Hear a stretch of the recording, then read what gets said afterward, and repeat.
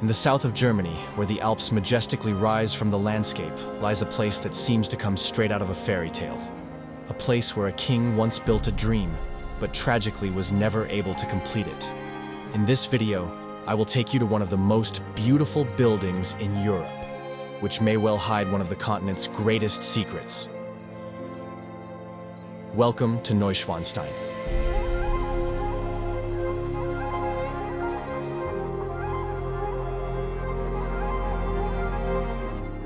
I begin my journey at the nearby old castle Hohenschwangau, originally built in the 12th century. After falling into disrepair, it was completely rebuilt by the Bavarian King Maximilian II.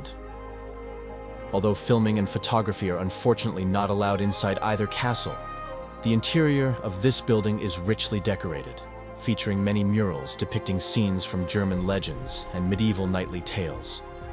It offers a fascinating glimpse into the life of the Bavarian royal family. The yellow-colored castle towering above the village was also the childhood residence of King Ludwig II, who succeeded his father as king in 1864. He went on to build many palaces and castles, including Herrenchiemsee and Linderhof Palace. But first, in 1869, he began construction of a new medieval-style knight's castle at a location not far from the one where he grew up. After a short walk, I arrive at the imposing Neuschwanstein Castle. It is truly breathtaking to see it up close.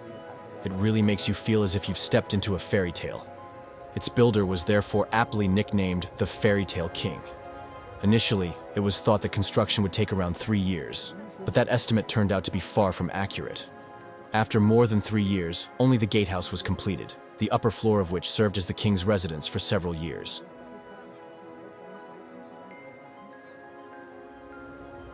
Construction of the main castle didn't begin until 1872, and more than 200 workers were involved on a daily basis. In total, 39 people reportedly died during the construction.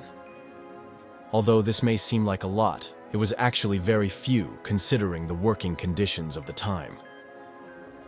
In 1886, the Bavarian government declared the king insane and removed him from power. Just one day after his deposition, the bodies of the king and his psychiatrist were found under mysterious circumstances in a lake south of Munich. The official cause of death was drowning, but no water was found in his lungs, contradicting that conclusion. To this day, it remains unclear how the king died, making it a truly remarkable story.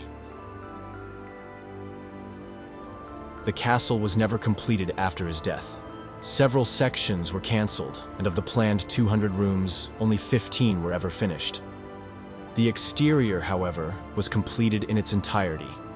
The king lived in the castle for only 186 days, at a time when it still resembled more of a construction site than a royal residence. The grand halls and rooms that were completed are absolutely breathtaking to behold. I highly recommend visiting the interior for yourself.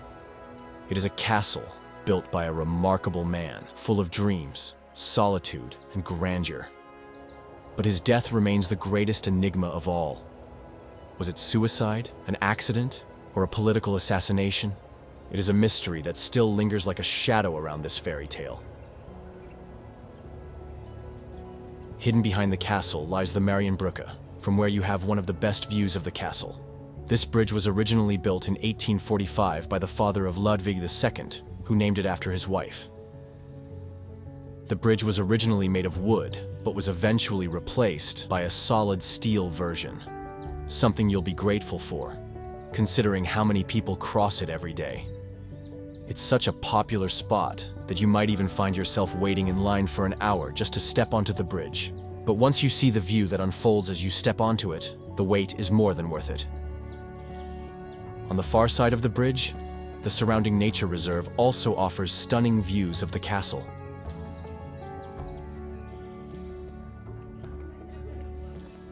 After a walk back to the village of Hohenschwangau, I leave this popular tourist destination, which is visited by over 2 million people each year. I head a few kilometers north to the historic town of Füssen. Situated at an altitude of 800 meters, it is the highest town in the state of Bavaria and was originally founded on the site of a Roman military camp. It's a strategic point along the route crossing the Alps. One of the town's most impressive landmarks is the former Benedictine monastery, where I first visit the Church of St. Mang. The church is named after St. Magnus of Füssen, an 8th century missionary who, according to legend, lived and preached here. A monastic community formed around his grave, eventually growing into an important religious center. The current church was rebuilt in the 17th century in full Baroque style, and its interior is nothing short of breathtaking. With its intricate sculptures, stucco decorations, gilded altars, and ceiling frescoes, there's so much to see that you won't know where to look first. It's a place you should definitely step inside while you're here, even if you're not religious. The former monastery is also open to visitors, as it now houses the Füssen City Museum. It tells the story of the town through the centuries. The current complex dates back to the early 18th century, but was built on the foundations of a medieval monastery that goes all the way back to the year 750. This is still clearly visible in certain corridors, where parts of the original structures have been excavated. It offers a fascinating insight into how the building was expanded and altered over the centuries. The building still contains several beautiful halls from its monastic past, one of the most impressive being the Kaisersaal, or Emperor's Hall. Completed around 1722, it was designed as a ceremonial hall to reflect the monastery's political aspirations and representational power. Its towering columns, gilded detailing, and elaborate frescoes make it one of the most stunning rooms in the entire complex. Today, it still serves as a venue for concerts and weddings. Another breathtaking space is the Oval Library, often referred to as the Place of Wisdom. From the dining hall on the floor below, you can look through an oval opening straight into this sacred room. That opening symbolizes the powerful unity between body and mind. Nourishment for the soul and for the body are not opposites, but parts of the same journey through life. This is not just a room full of books, but a magnificent domed hall adorned with paintings and sculptures. On the balustrades, angels dance, each representing one of the 7 liberal arts. Though most of the books have long since vanished and the monks have departed, the space still serves as a quiet reminder that some places are not meant to be understood, but simply to remind us of what it means to be human, curious, questioning, and never quite complete. The museum has much more to offer, including an exhibition on violin making and the beautifully preserved Anna Chapel from the former monastery. It's well worth a visit.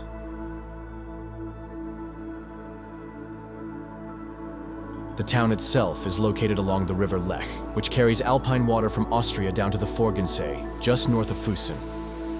Near the large dam, the view from the river is stunning, framed by the monastery and the castle rising above the town. And of course, the charming squares and ornately decorated buildings of the Old Town Center make Füssen a true gem in the south of Germany. Whether you're here for the imposing castles or the charming streets of Füssen, this region is definitely worth a visit.